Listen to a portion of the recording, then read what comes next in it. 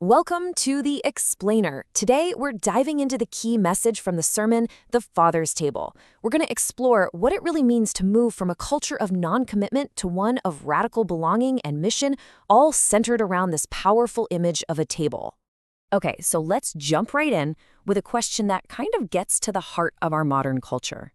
When you get an invite to something, you've pretty much got three options. But one of them, which really took off because of social media, has created this massive cultural loophole that lets us dodge any real commitment. And this quote right here, it just nails the core challenge, doesn't it? We all want the benefits of community, the feeling of connection, but we get a little hesitant when it comes to the cost, the responsibility that comes with truly belonging to something. So here's how we're going to break this down. We'll walk through the sermon's message in 5 parts. We're going to start with the cultural problem, then shift to a really powerful biblical model, and finally, we'll pivot to the ultimate purpose, a missional call to action. All right, first up, the maybe culture and our modern-day escape from commitment. You know that little maybe button? It seems so harmless, but it basically created an escape hatch from commitment. It's a polite way to keep our options open. But this little digital habit is actually a mirror of a much bigger trend. We've made joining and leaving groups, even churches, as easy as a click or a swipe, letting us avoid any kind of deep-rooted, lasting commitment. So, how does this whole maybe mentality affect how we see church? Well, the sermon uses this fantastic metaphor to get us thinking. Are we treating our church like a restaurant, or is it a family home? And check out this comparison on the slide. It's pretty eye-opening. Think about it. In a restaurant, your role is a consumer. If you're not happy, you become a critic, you leave a bad review, and you probably don't go back. But at a family table, you're a member. You're a contributor. If dinner gets burnt, you don't complain, you help with the dishes. You see the difference? The relationship isn't transactional, it's deeply relational. It's not based on circumstances. Family stays together.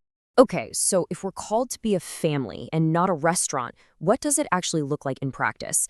Well, the sermon grounds this entire idea in the experience of the very first church community.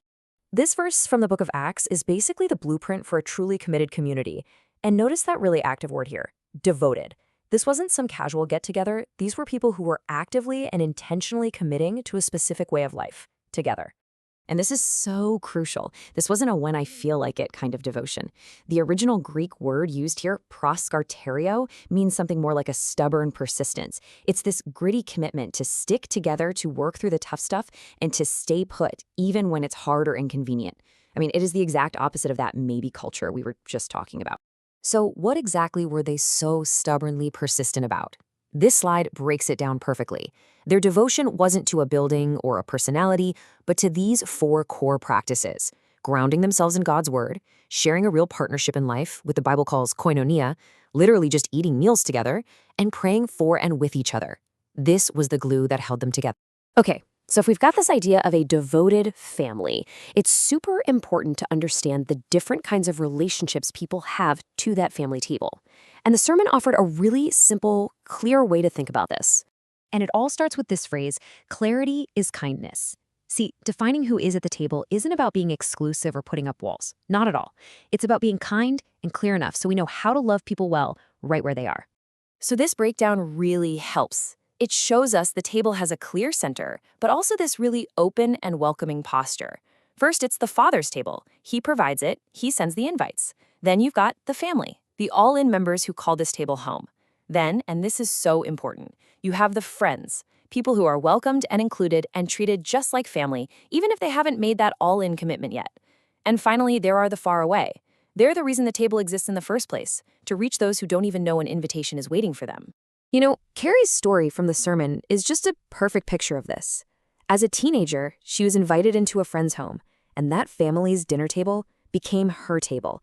They became her second family, a refuge that God provided for her before she even knew how much she would need one. She was welcomed as a friend at their table, and that experience is what ultimately led her into the wider church family. It's just a beautiful picture of how this works in real life. And that leads us right into what might be the most important pivot in the entire sermon, because the point of the table isn't just for those of us who are already sitting there. It has a much, much bigger purpose. Here it is. This is the crucial shift in perspective. The goal isn't just to get more people to commit into our group, the real challenge is for the group, for the church, to commit itself out to its mission. It's a total shift from being inwardly focused to being outwardly focused with love. This powerful line comes from a story Jesus told about a great banquet. Even after the host has invited everyone he can find, the report comes back that there are still empty seats. This just captures the heart of God, doesn't it? His table is never full. There is always room for more. And the master's response isn't to just wait around.